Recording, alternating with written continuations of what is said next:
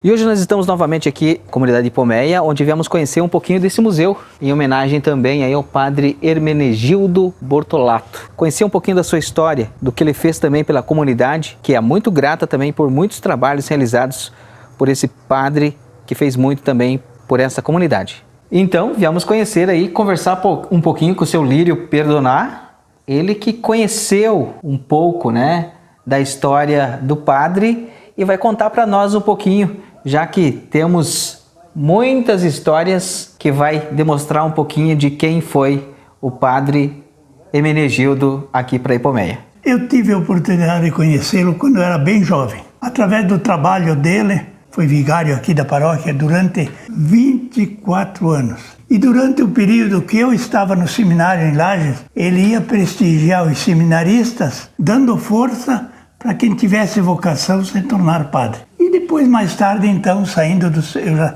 não permaneci no seminário. Infelizmente, voltei e aqui na paróquia tive bastante contato com ele através de trabalho, através de ajudas aqui na comunidade. Como destaque dos seus trabalhos iniciais foi a construção de uma nova torre para o sino. Um sino enorme, grande, que ele mesmo encomendou em Caxias do Sul, com a inscrição própria da paróquia, e a torre que ele foi o engenheiro, mestre de obras, e construiu com o auxílio dos paroquianos. E nós também viemos aqui no quarto, onde o padre Hermenegildo dormia, né? E tem muitas coisas interessantes aqui nesse quarto, porque tem até o baú, de onde trouxe seus pertences da Itália. O original que veio da Itália com ele é o baú e a mala. Toda a mudança dele veio dentro desses dois pertences. Era bem simples o quarto dele, uma caminha, um colchão, vê que ele não tinha conforto nenhum e ele não se vangloriava das mortificações que ele fazia, mas a gente que estava próximo sabia. No quarto dele tinha um quadro com a imagem de Nossa Senhora das Dores. Ele era muito devoto de Nossa Senhora das Dores. Infelizmente nós não temos aqui aquele quadro. Ele não gostava que ninguém entrasse no quarto dele, porque era um quarto bem simples. Embora ele um homem sofrido e coisa, mas quando chegou aqui, se preocupava muito com o lazer da juventude. Não tinha muitos atrativos aqui, muitas brincadeiras para fazer, então ele se preocupou. Por isso ele tratou logo de providenciar um projetor de filmes, slides e também jogos. Por exemplo, jogos assim, de mesa, xadrez. Quantos jovens aí que aprenderam a jogar xadrez aqui com o padre Hermenegildo? Além disso, ele, aos domingos, final de tarde, passava filmes de cunho religioso e também divertimentos. Por exemplo, quem na minha época de jovem não assistiu As Panelas que Pulam, que era para dar risada, ou então Tchau in África, um filmezinho que ele repetia N vezes, mas ele não tinha outra coisa para fazer, então a juventude se reunia para ver essas coisas. Cada mês ou cada data de um santo era festejado e tinha que ter a imagem. Padre Hermenegildo formou aqui na paróquia de Ipomeia Apostolado da Oração, Filhos de Maria, e Marianos, os Cruzadinhos. Apesar de na igreja ter 3 altares, um diferente do outro, também nas laterais tinha várias imagens. Por exemplo, Senhor dos Passos,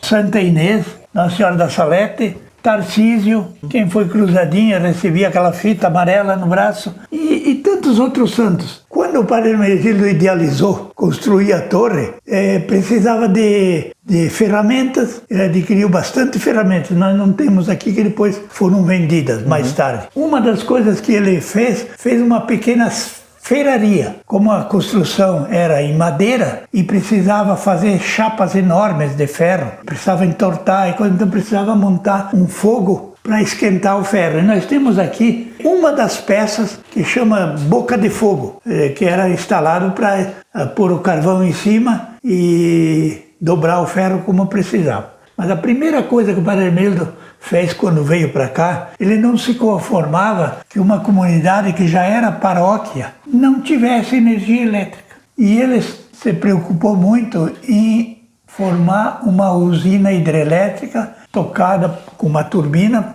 por uma água de um pequeno rio aqui, chama Rio Lajeadinho.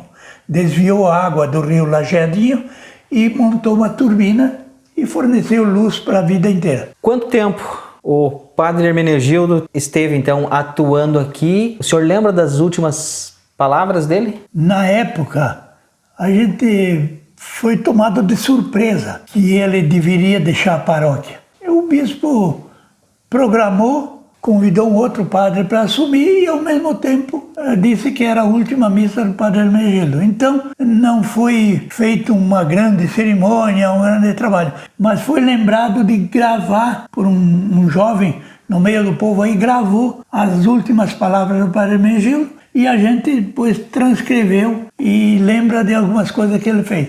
Então, relata mais ou menos que ele, quando esteve aqui, se sentiu bem, se sentiu na família dele que tinha ficado distante. E lembrava com saudades, claro, dos familiares, mas que não conhecia nada da língua portuguesa, dos costumes e hábitos dos brasileiros, mas dentro de poucos dias se familiarizou e aprendeu a língua portuguesa também com bastante facilidade. Então aqui ele relata do sentimento dele em deixar a paróquia, dizendo que ele devia deixar a paróquia porque era a decisão da autoridade eclesiástica, no caso o bispo, mas que ele, o coração dele permanecia aqui no povo de Pomeia. E isso fez com que o povo até hoje tenha um grande sentimento da transferência do padre. É uma questão que nós não questionamos, porque é a decisão do bispo, devia ter seus motivos, mas que até hoje o povo aqui lembra desse dizer dele, que o coração dele ficaria aqui. Por isso que, quando ele faleceu, durante a doença foi dada amparo e assistência necessária,